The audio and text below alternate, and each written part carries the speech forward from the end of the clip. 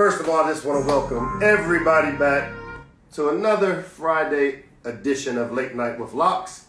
Can't thank you guys so much for always tuning in, being very supportive of us as we embarked on this endeavor that was kind of started out as just a way to connect and stay relevant, and it's really morphed into a very stressful show for me because lining up guests to come on and the thing goes, it changes with the day, but it's part of, I guess, showbiz. So thank you guys, our viewers that come on and are very loyal to Late Night with Locks, for coming on and giving us an opportunity to just get away from all the other things that are going on in our world, to spend time talking everything DMV, everything Terps, everything, whatever we want to talk about.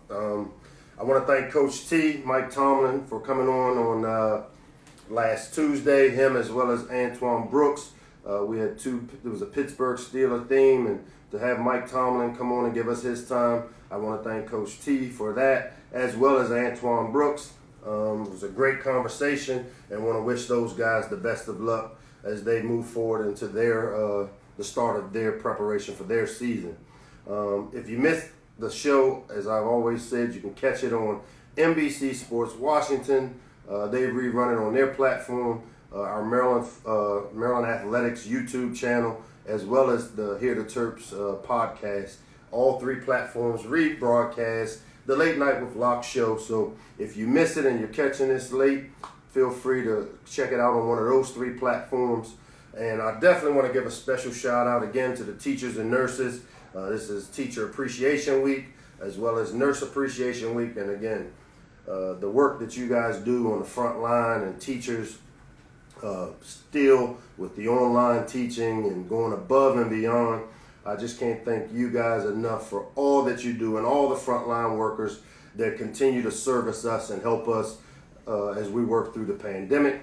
Let's get started, because this is a show that, I know that a few people probably have opinions on this, but we finally get to set the record straight on tonight's show, because I've got the opportunity to bring on a player, a person that I've gotten to know. I met him, I think, the first day he touched down in the D.C. area in 9th grade.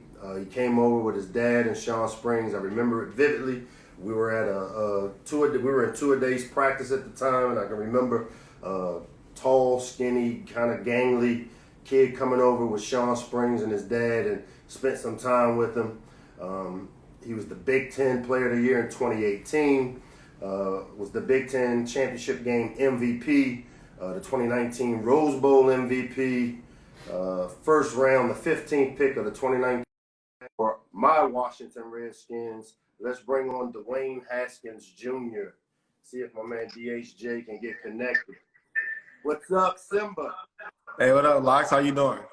Oh man, look at me! I'm a talk show host tonight. What's Hey, going I see on with you. you? Huh? Ain't nothing much. Just working hard, man. Trying to stay in shape and getting to learn this playbook. I got you, man. So I always ask all our guests, and we've had some big time local guests on, and obviously you're representing my Redskins, team I grew up rooting for. What have you been doing? How have you been preparing during the quarantine, especially with some of the limitations? I follow you on Instagram, so I know you're working. But how's the quarantine preparation been for you? Yeah, I mean, I got a home gym. I got a sauna at the house, so I work out here every day. There's a local field about 25 minutes. I go there, throw with a couple of my receivers, Terry, Kelvin, whoever local guys I can find. I'm sure a couple of recruits. And we meet Monday through Thursday on Zoom with the quarterback coach and the offensive coordinator. We install our plays, and so it's still like OTAs right now, but just doing it from home. So you're working? Yeah, sir. Always working. Now, one of the things I always like to ask, because you just finished your rookie season, the transition. Obviously, you played at a program that has done a great job of preparing players for the next level, much like we do here in Maryland. How is that transition? And again, you went from being a starter at Ohio State, putting up prolific numbers, being up on the stage for the Heisman Trophy, and then you came into the Redskins as a rookie, and they kind of slowed you down and wanted to bring you along the right way, and you finished the season as a starter. How was that transition for you, going from a guy that was playing all the time to a and being fed a slow process of developing you and then finishing the year the way you did. How was that process for you? Yeah, I mean, even at Ohio State, I didn't play my first year. I was a backup my second year. I was a starter my last year, and I thought I did enough to, go to the NFL. And having the situation we had last year with the coaching changes and the opportunity for me to play, I was just excited to get some reps. So just the transition from being able to play at the collegiate level, at a high level, and then play in the NFL, and then not only that, but be at home was just a great experience for me, for myself, for my family as well, and just appreciative of the moment, and just keep working hard and knowing that the time will come for me to really shine. Right now, one of the things you had to experience as a rookie is the backup role. And this is a great question that hopefully, if we have any young aspiring quarterbacks on here watching us, talk a little bit about how the preparation of being a backup is to where, if the numbers called, you got to be ready and go through a little bit of how that was for you. Again, you started out the season and really, in an effort to protect you, I guess, they slow played it. But how did you go about preparing as a backup, make yourself ready for when your number, if your number would be called? I mean, like even going back into college, like as a quarterback, you want to play. It's a very competitive, thing that you have going in your heart and your mind. And first initial reaction is like, man, I should be the guy, But eventually, you learn to still study, still prepare as if you're the starter. The reps will be limited, but the confidence doesn't change. So being able to still work hard and compete, and whether it's scout team reps or it's first team reps or second team reps, I'm playing like I'm the starter. I'm playing on Sunday. And people got to be able to, especially young guys, understand that right now you might not always play. You might not always be better than the guy ahead of you. But if you continue to work hard and put, the grind first, you'll get your opportunity. Gotcha. Which leads me right into my next question. Most people see a big jump from year one to year two. You're going into this thing kind of as the established guy. Obviously, there's always going to be competition, especially at the quarterback position. But what's your mindset? What's your expectations that you set for yourself, and not with others, but what, knowing you personally, that you set for yourself going into year two? Well, right now I'm in the best shape of my life.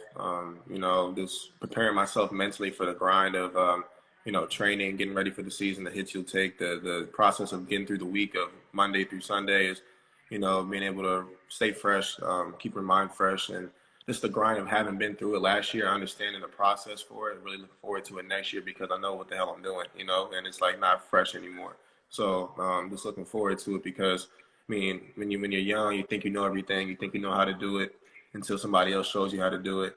And then my dad always tells me, like, your way isn't good enough. You know what I'm saying? So, now that I kind of understand it, been around Alex, been around other quarterbacks who played before, and, even being with JT in college, like, now they show me the ropes, I can go there and swing it. So I'm excited. Gotcha. Now, with the new staff, as you talked about earlier, there's a new regime coming in to take over. You have Coach Rivera coming in, new culture. What has your interaction been with Coach Rivera? Well, as what are you looking forward to out of the new staff? Just a short time of, obviously you guys are doing Zoom meetings now, installing things. Kind of give us a little bit of what your interaction has been with the new staff and what you look forward to. It's been great. When Rivera got hired, I was there that weekend to go see him, meet him in person. I met his wife, shook his daughter's hand, and we had a great conversation in his office. And, Scott Turner is from Reston, Virginia. Like, he played high school over in Oakton. And, like, it's just crazy how many hometown people are playing and coaching for the Redskins. Like, no one really understands that. It's more pride, I feel, when you think about it that way. And just that, and then Sampisi, the quarterback coach, we all had great interactions as far as their expectations for me and what they want from me this year. And just, be a great leader from the get. So that's what I'm doing right now.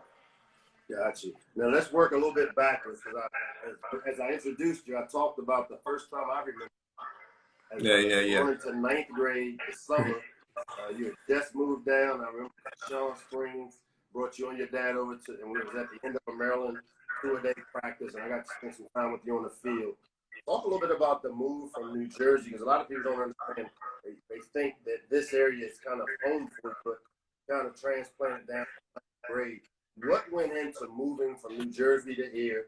And talk about the impact of playing in this area and how it benefited you. Yeah, I mean, I always say like Jersey raised me, Maryland made me. I lived in Jersey to about eighth grade. Having met Sean when I was a younger kid, he had his own sons my age, and met him at a football camp, and he just told me about the DMV area and how talented the players are in the high schools in the area. And I was just looking for somewhere to go to school, and Sean brought me down to Maryland and showed me the Gonzagas and the Mathis and the St. John's of the world, and I picked Bullis because of the opportunity for me and my sister to be able to go to high school together. A lot of those schools are all boys schools, and my sister's really big into arts, and she's a theater major, so Bullis has a great art school. So that was one of the decisions for me. Mom had a better opportunity financially down here, what she does, and this opportunity to be recruited. I just want to go to college. I didn't know I was going to go to Ohio State or anywhere. I had dreams of it, but I mean, not everybody gets to go where they want to go. So, I mean, having moved down to this area, just thankful for them embracing me the way they did from freshman year at Bullis, and being an All-Met, being a Gatorade State Player of the Year in Maryland. It was just, it made me feel like home. So that's why I have so much pride about the DMV.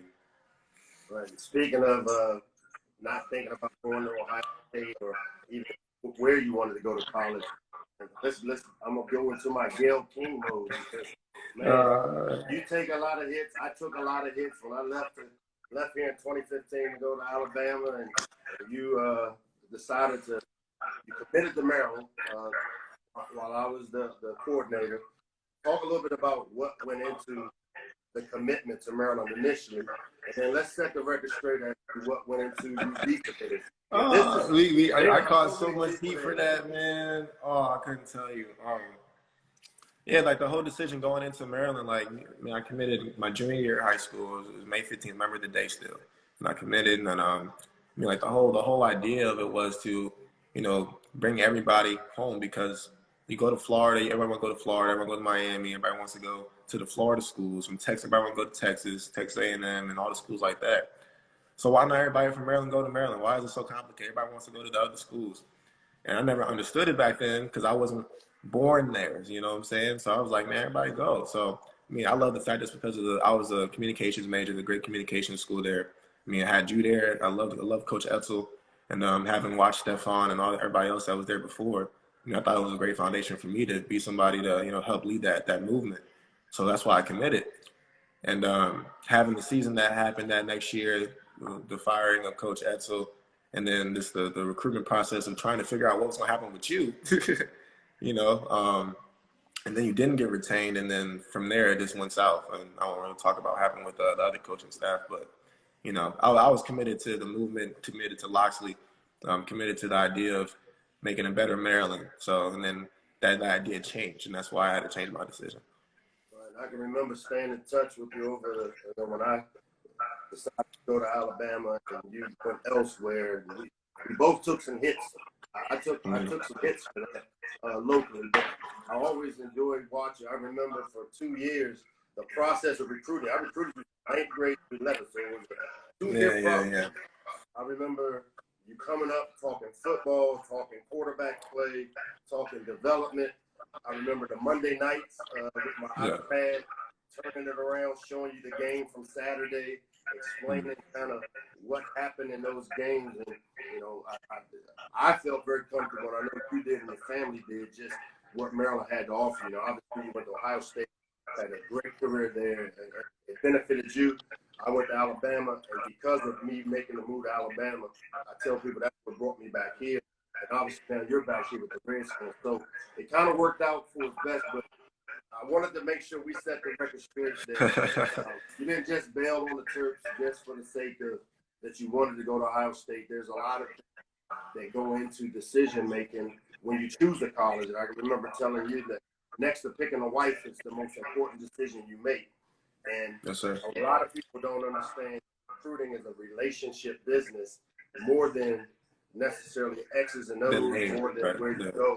And to me, I think that played a part in my decision making as well as yours. So I'll tell you what, man, I appreciate you coming on. You finally got to say your piece. Yeah. We had a lot of people when they saw that you were coming on the show tonight. Were like, well, why are we bringing him on? But I wanted to give you. I still got love for Maryland. I talk to a lot of the players on the team still. Ain't no love laws. I know people might not understand it, but that's not my problem no more. It's business, man. It's a business, and I've always been a proud of the way you've carried yourself. I know the family very, very well. Mom, dad, your sister, obviously, she's in college now, right? Yeah. She's a freshman at SCAD. Yeah, so she's into the theater and into the arts, man. Well, I appreciate you coming on, setting the record straight on late night with blocks. You know, Thanks, and man. Appreciate you for having again, me. you know, you're always welcome over in College Park. And we'll stay in touch, man. Thanks for coming on tonight. Yeah, no problem. Appreciate you, brother. All right, Dwayne Haskins. We got the record set straight. Had an opportunity to kind of go through the decision-making process. Again, committed to Maryland as a junior. Obviously, a lot of things changed, and this is a part of the recruiting process. And we got recruits on here probably. Just understand for our fans and for all the supporters, we can't get them all, and we won't get them all. But our goal is to try to get the best 25 guys that we can possibly get to help our program get better. And these kids and their families have to make business decisions as well. And there's no love lost when they decide elsewhere. I would prefer that players like Dwayne Haskins and all these great local guys stay here at home. It's great to hear him talk about. He was Jersey born, but Maryland made. This area has become a hotbed for talent.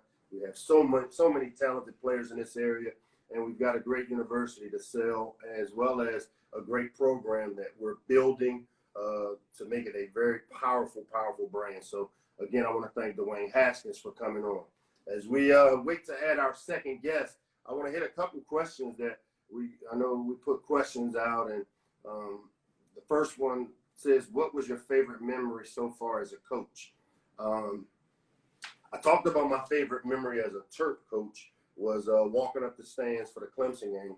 Well, my all-time favorite memory of a coach took place in 2018, actually 2017, when we won the national championship at Alabama. And it was special for me for a lot of reasons. It starts with the fact that the game was played in the brand new Mercedes-Benz Stadium in Atlanta.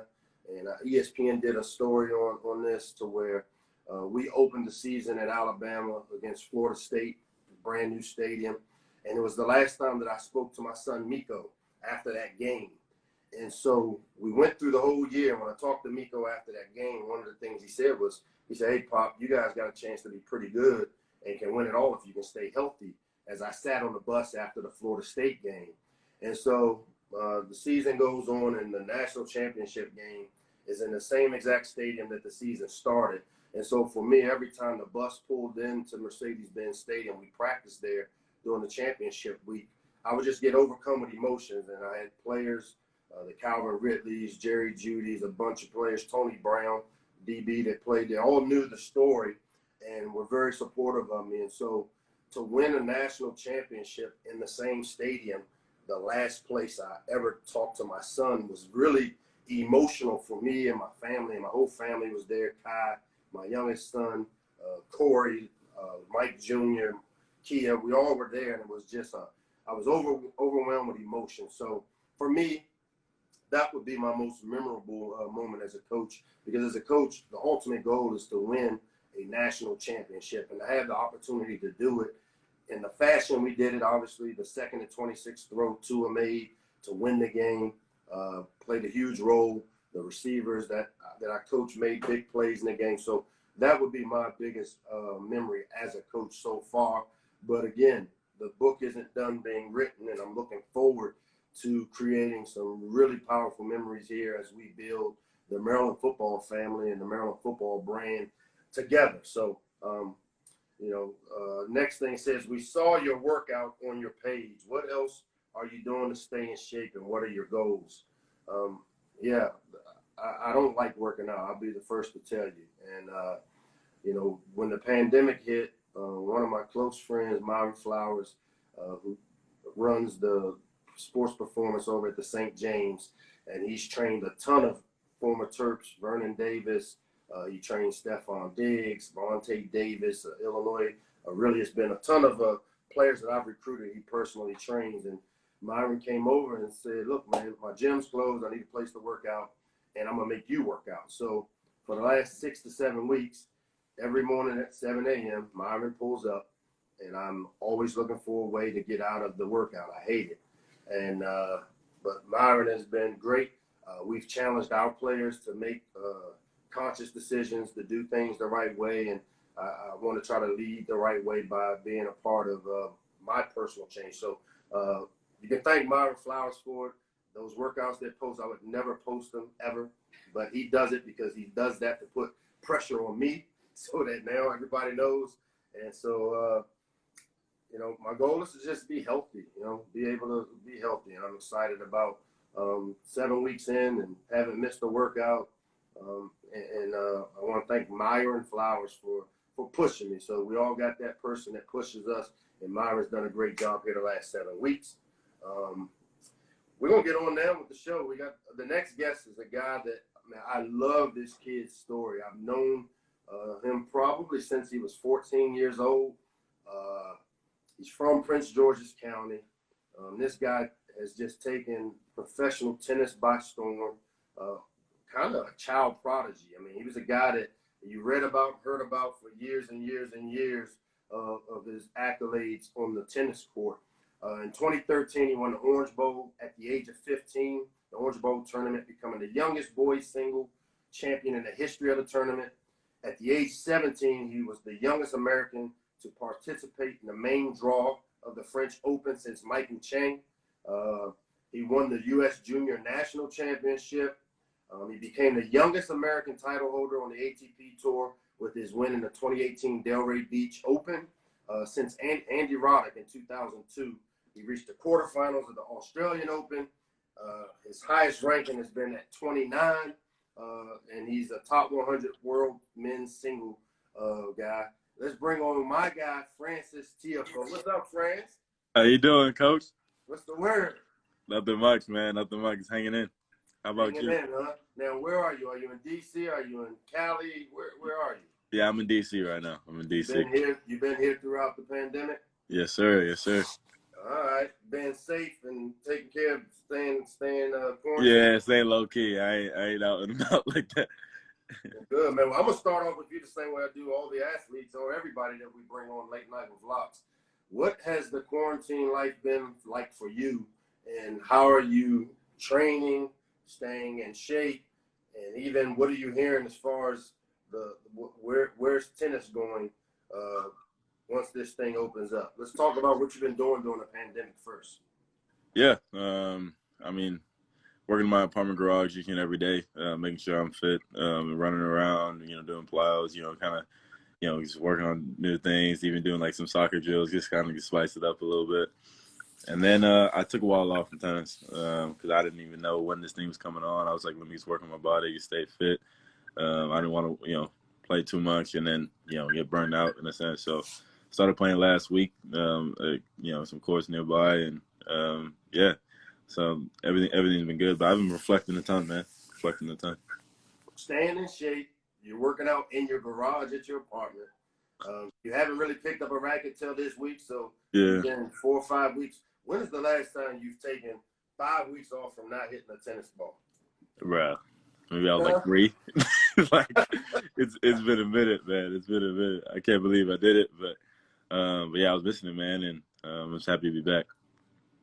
Well, that's great. So now, what's going on in the tennis world? I know from a football standpoint, we have these phone calls every week with head coaches in the Big Ten Conference of Plan A, Plan B, Plan C. What are you guys hearing in your area? What's the latest? Not a damn thing, man. I mean, they gave us start time July 13th. Hopefully that goes, but it's just with tennis, man. With everybody flying in from different countries and all that, that's the main problem. It's how it's not even with the fans and all that, because tournaments are cool with that, but it's just like, what are we gonna test every single player to play all these different tournaments? And so that's the thing that people are trying to figure it out. But yeah, I mean, I really can't see us undergoing this year. Right. Now you got a unique story, and again, I've known your story because we have a mutual friend in Omar Salah who introduced us back when you were 13, 14 years old, and your dad was part of building the JTT, the tennis center right there, literally 3 minutes from the University of Maryland's campus, right off of Paint Branch Parkway. He was part of the construction crew that built that place, which our tennis teams actually utilizes to practice. And then once the facility was built, your dad was hired on there. And the story goes that you and your brother and your dad basically stayed there 5 days a week. And because your dad worked there, you and your twin brother, Frank, had a chance to pick up the rackets at the young age of, when did you start? 5? Yeah, about 3, 4. Yeah, roughly. 3, 4, 5. And then next thing I know, you just start hearing about these 2 tennis phenoms that were African-American tennis phenoms whose dad works at the center, and they live there 5 days a week. And next thing you know, you're one of the most renowned junior tennis players. I mean, talk a little bit about the background of that and what it was like, man. Because it's an amazing story to see where you are, to see what you're doing. As I've always told you, I've been so proud. You made me purchase the tennis app to watch your matches, and I'll be up at 2 a.m. watching you play over in Europe somewhere because I love following you and because of your story. Yeah, man, your journey was crazy. Obviously, I fell in love with the game of tennis. Obviously, I'm happy what my dad was able to do for us. Put us in, just a good environment, especially after school. And, yeah, I mean, we kind of just used that as a getaway, play tennis each and every day. He would hold our little rackets in our hands and hit against the wall every day. And one thing led to another. My dad always talked about, never let any opportunities go for granted. This is a big opportunity and kind of just grab it with 2 hands. So he's like, I took every opportunity I had and we just ran with it. All right, and then you've had a great junior career. Now, I mean, again, you were ranked as high as 29 this past cycle. You've been in the quarterfinals. You've won some junior tournaments as well as some ATP tournaments. Talk a little bit about, I read as I was doing some background on you for the interview, you talked about you're one of the few African-American tennis players on the tour. And I saw where in one of your articles you talked about you want to inspire others. And again, being born in Prince George's County, tennis and golf and some of these other sports aren't the prevalent sports that a lot of the kids that grew up in your neighborhood and my neighborhood pick up. What is it like being an ambassador for the game of tennis, especially for minorities? Yeah, 100%. I mean, it's a big thing, and that definitely motivates me each and every day. I definitely would love, more African Americans play the game of tennis. Obviously, there's challenges within that. One of my goals, hopefully, I keep plugging away to make tennis, more accessible to these guys. Because obviously, that's why it's so easy to play football, it's so easy to play basketball. Because you got a football you're gonna play, you got basketball you're gonna play. So make things more simple. But yeah, man, it's an honor and a privilege, and I'm just trying to be that guy and do things the right way. This show is a DMV show and a Maryland show because of my affiliation, obviously, with Maryland. Right. One of the things I learned about you very quickly is you are DMV everything. I know in your bio on Instagram, it says DMV mentality. You call it the DMV DNA. And your Instagram bio says DMV mentality. Talk a little bit about what that means to you. And I know you're at Maryland basketball games. I mean, you hit me up for tickets for football, sideline passes. You like the Wizards. You're at the Redskins. I mean, you're almost like me. I mean, you're just kind of a hometown homer. Talk a little bit about this DMV mentality that you talk about. Yeah, I mean, I just think we're dogs. I just think we feel like we got something to prove each and every time. Obviously, most people come with very humble beginnings, and they just got something to prove, and that's pretty much what it is. But yeah, I just love where I'm from, and I'm I support all the teams, and I'm very active in that sense. But it's just a way of life. It's a lifestyle. Go and give out your best and be great. Let's give our fans a little bit behind the scenes and talk about some of the motivational phone calls that you and I have had over the last year and a half. Ooh. I remember talking to you after a tough loss to who was that you lost to, Nadal? Yeah. When you lost to Nadal and I get a cryptic text message and it's late and I call you in the morning and talk a little bit about that. I mean, you're a guy that has really gotten into the psyche of the motivational piece of it.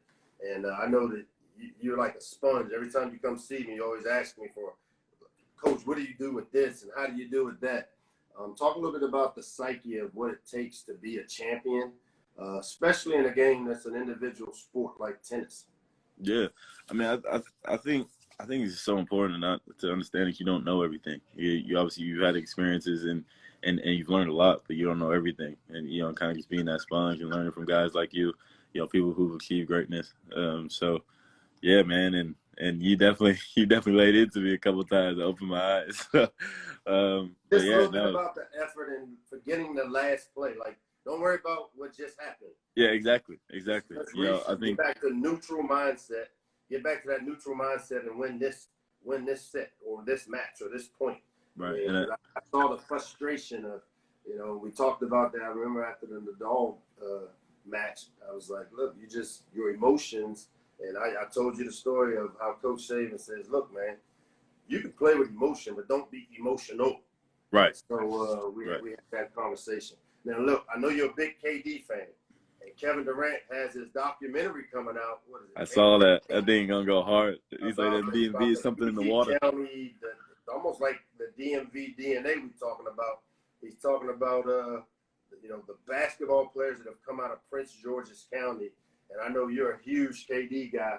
I'm working my butt off to try to get KD on Late Night with Locks. Talk a little bit about what is it that you like about KD, and a little bit about what you expect to see in this documentary we got coming out.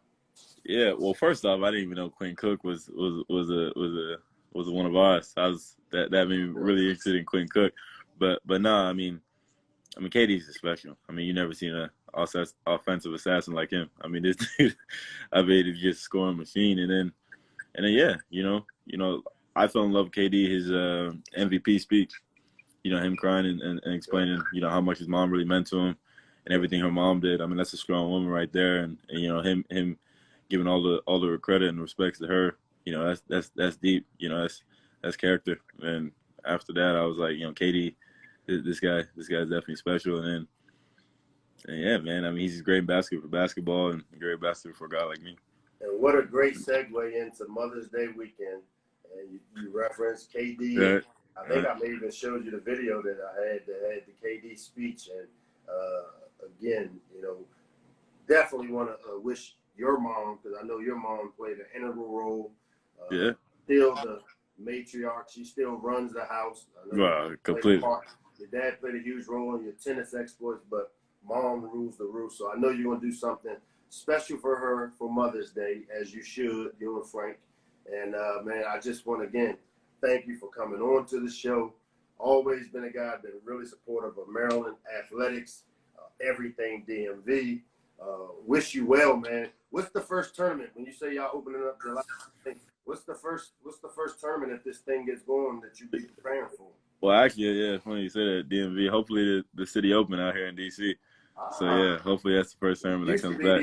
What did it used to be called? Lake Mason. Yeah. Lake Mason tournament, right up there in Rock Park. Exactly. I spent some time up there going to tennis matches. Yeah, it's awesome to see you here at home, and I hope this thing opens up to give you a chance to go out and do what you love to do, and especially if it's right here at home in the City Open deal, man. It'd be awesome to do it. And if this thing opens up, man, I'll be there to cheer you on. And you always have a home, because you would have came and played tennis at Maryland if you hadn't turned pro, right? Right, exactly. Exactly. Great to have you on, Francis. Tell your family I said hello. And again, when this thing opens up, come by and see me, man. Yeah, we'll see you soon, man. Take care, love. All right. Frances Tiafoe, big time representative of the DMV. As I told you, this is a DMV show as well as a Maryland show, as well as the power of the network of what the Maryland brand has to offer and what this DMV brand has to offer. I want to thank our two guests tonight, Dwayne Haskins Jr. for setting the record straight, as well as Frances Tiafoe for coming on. I appreciate you guys for listening in. We look forward to seeing you guys Tuesday right here, 7 o'clock p.m. Eastern Time, Late Night with Locks. You guys have a great weekend. Happy Mother's Day to all the moms out there this Sunday. You guys be safe. Thank you.